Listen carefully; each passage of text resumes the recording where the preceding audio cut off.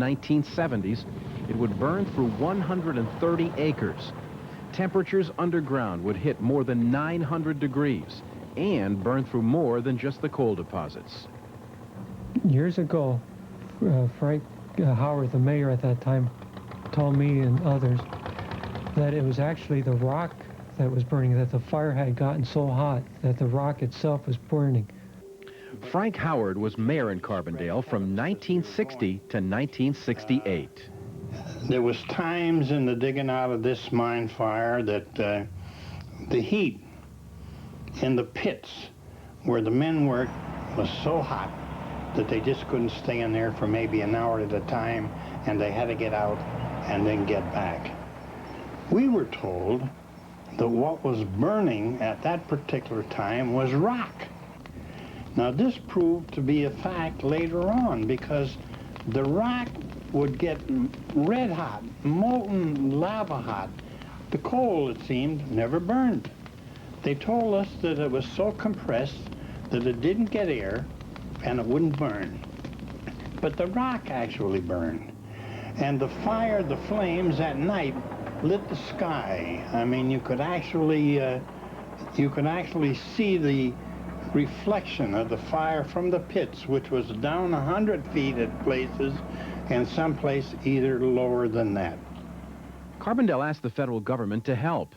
It tried flushing the area, shooting dirt and water underground. The fire was even declared out in 1951. But then tragedy hit. 2 elderly people died in their sleep of poisonous gas.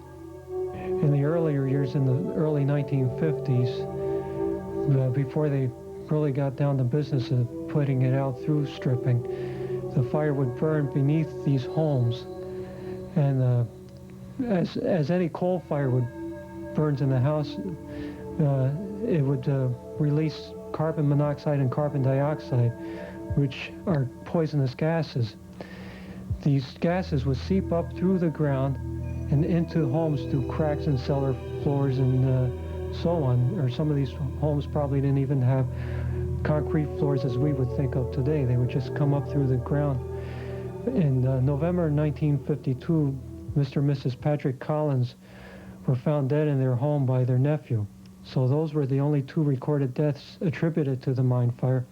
But there were many close calls, because all during the time that the mine fire raged on during the 50s and early 60s, the U.S. Bureau of Mines would have inspectors making rounds throughout the fire area, checking gas levels in the basements of these homes.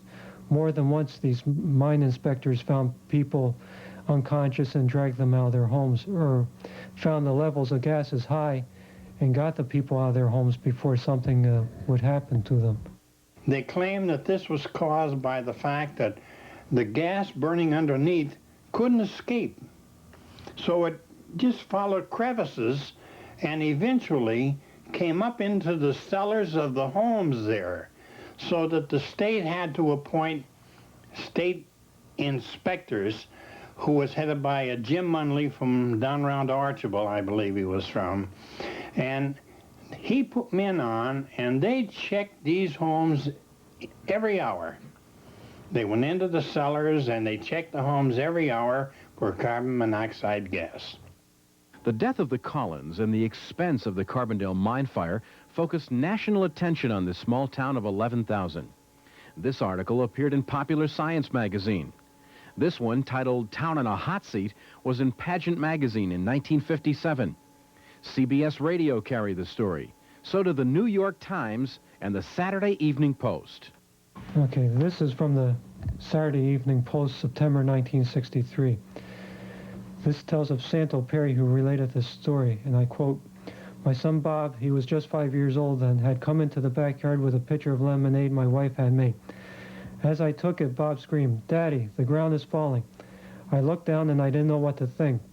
The ground was opening up under him. I grabbed him by the shoulder and threw him behind me. Everything went down and it kept going down and down. I flung myself back away from the hole and clawed up the bank. When it went down, this debris and thick yellow smoke and flame came up out of the hole. Some men up on Willow Avenue about a half a mile away saw it and thought the house was on fire. Afterwards, he says, "Mother of God, we could have all been cooked alive." Eventually, the federal government agreed the only solution to the fire was to dig it out. 1,300 people had to leave their homes. Stores, taverns, even the old Wilson School had to go. It seemed at that time that the fire was actually getting away from us. It had killed people, and it got to the point where the carbon monoxide gases in the homes was too much to stand, so we had to try and buy the properties and move the people out. This was the saddest thing of the whole project, to tell these people who had lived there all of their lives that we were taking their homes. To help pay the enormous cost of digging the fire out, the decision was made to sell any coal salvaged from the mine fire area. What they did, they convinced the government that they could dig it out and sell whatever coal was usable, because I imagine there was some coal that was burned. It had to be, it was obvious, and sell what coal was usable, and the coal company would pay the city or the federal government a royalty of that time of 22 cents a ton, and that would go towards reimbursing the government for its expenses in digging out the fire. The digging actually began in 1960. Huge trenches were built around the mine fire to stop it from spreading. Steam shovels and drag lines dug out hundreds of millions of tons of burning rock and loaded it into trucks. The material was then taken to another area and spread on the ground until it could be doused. The shovel operators and the equipment, the trucks, taking the material out of there that they were digging out, we had to have water pumped on the trucks to keep the trucks from burning, to sort of kind of cool it off till they could take it out of the area and spread it around. These mountains of rock and dirt are what's left of the Carbondale mine fire.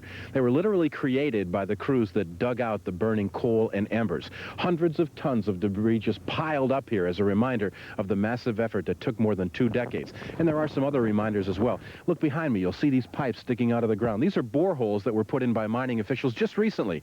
There was some evidence that there was still a fire burning underground. And even though they considered it not to be a threat because there wasn't much left to burn, they put the boreholes in to measure the temperature underground just to be on the safe side.